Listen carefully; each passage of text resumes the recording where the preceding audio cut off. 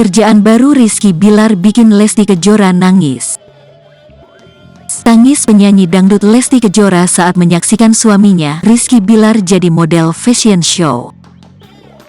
Melihat sikap Lesti menangis kala menatap sang suami bekerja disorot Sandi Purnamasari. Maklum, sejak kasus KDRT yang dilakukan Bilar kepada Lesti, mereka kompak memilih beristirahat dari kerjaan. Setelah Lesti kembali manggung dan tampil di TV, perlahan rupanya Bilar juga melakukan hal yang sama. Walaupun namanya sudah diboikot dari TV, namun ayah Muhammad Leslar Al-Fatih Bilar itu masih unjuk diri di tempat lain.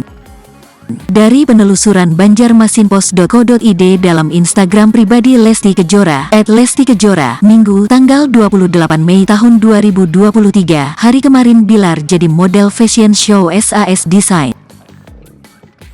Aksinya berlenggak-lenggok di panggung ternyata membuat Lesti menangis.